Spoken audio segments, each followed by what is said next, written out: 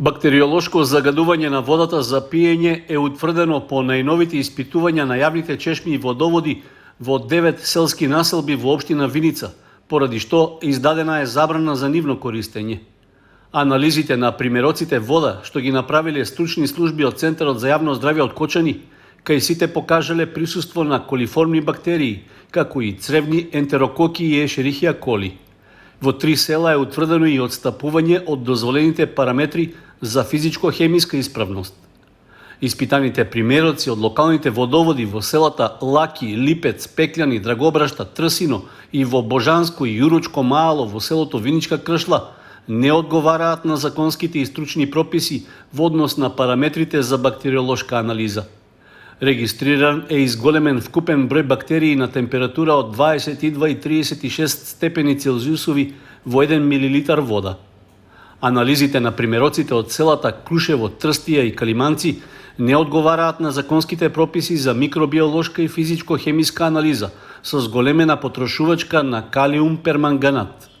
Во водата нема присуство на резидуален хлор, како што е пропишано во правилникот за барањата за исправност и квалитетот на водата за пиење. Поради тоа, таа не треба да се употребува за пиење, за лична хигиена, како и за миење свежо овошје и зеленчук, се истакнува во писмениот извештај од Центарот за јавно здравје од Кочани. Во препораката што е испратена до општина Виница, која има надлежност за јавните чешми и водоводи во населените места, нагласена е обврската да се постават информативни табли со надписи дека водата не е безбедна за користење.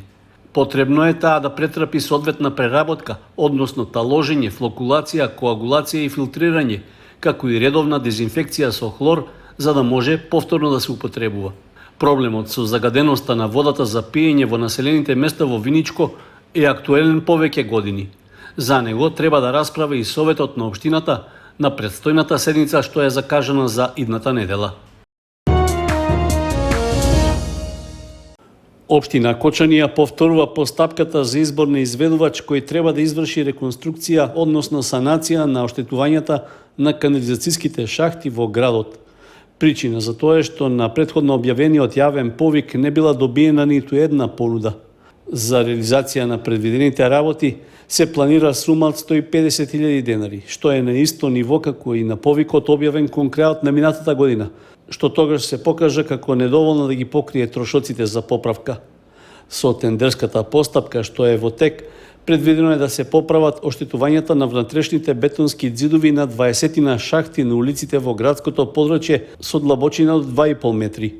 Кај 5 шахти пак треба целосно да се реконструира носечкиот венец на металните капаци, како и да се вгради потребната арматура. Санирањето на канализацијските шахти се чека подолг период, со оглед што дел од нив имаат сериозни оштетувања и нарушена функција. Дополнително, оштетувањата се предизвикани и од зголемените количини вода по поројните дождови во текот на изминатиот период. Рокот за пријавување на заинтересираните изведувачи е до 3 мај.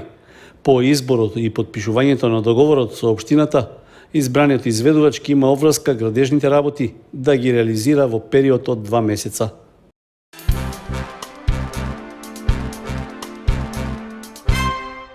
Нови успеси постигнаа учениците од основното музичко училиште Ристо Јуруков на настапите на меѓународни надпревари, од кои добија и нови награди. Ученичката Макарија Иванова во класата на професорката Марија Лазарова со вкупно 99,5 поени за својот настап на пијано освои прво место на меѓународниот музички фестивал Полихимнија, што се одржа во Скопје. Од двајца членови на жири комисијата таа добила максимални 100 поени, а другите двајца ја наградиле со 99 поени. Предходно, Иванова постигна уште еден успех на онлайн музичкиот надпревар Орбетело Piano Competition, каде што го освои второто место. Покрај Иванова, и ученикот Јован Цветанов во класата на професорот Душан Стојанов имаше сличен успех. Тој го освои првото место на надпреварот Полихимнија, а за својот настап на пијано тој доби вкупно 96 бода, што беше доволно да биде првонаграден. Врнежите од дожд во текот на ноќта и изутрината на повисоките планински врвови преминаа во врнежи од снег, Со тоа тие повторно се побелени и подсетуваат на зимската атмосфера. Иако календарски зимата е завршена, сепак на врвовите на Осоговските планини, како и на терените на рекреативниот центар Пониква, падна нов снег на радост на посетителите. Иако снежните врнежи не се интензивни, сепак нанесоа нов слој, што придонесе и температурата да падне на околу 1 степен под нулата. Во периодот околу 15 часот, како што покажува и веб камерата во живо, снежната покривка во околината на ски лифтот број 3 изнесуваше неколку сантиметри. Сепак, според најавите од хидрометеоролозите, ваквите слики со зимска идила ќе траат кратко, со оглед што во наредните денови се очекува стабилизирање на временската состојба, со долги сончеви периоди и пораст на дневните температури. Единствено за првомајското празнување се очекува мало дестабилизирање со можни врнежи од дожд.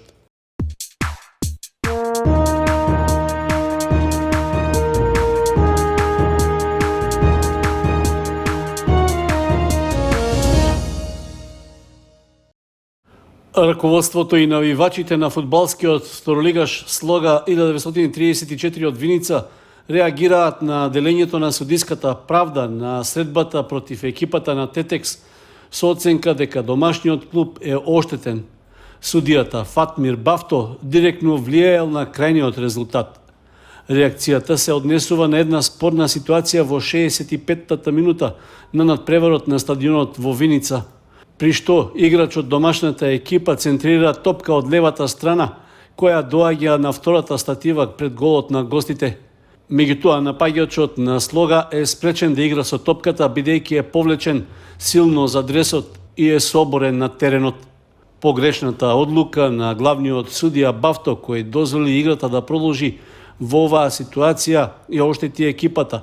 Анализата покажува дека требало да биде досуден удар од 11 метри за екипата на домакините, како и да биде доделен жолт картон за влечење на дресот на играч на екипата на Слога. Во реакцијата од управата на Виничкиот второлигаш наведуваат дека е очигледно и клубот е видно оштетен, а покрај повеќето забелешки досега околу селективното судење немало реакција од надлежните. Поради тоа, од клубот го поставуваат и прашањето дали воопшто треба да продолжи да се игра фудбал.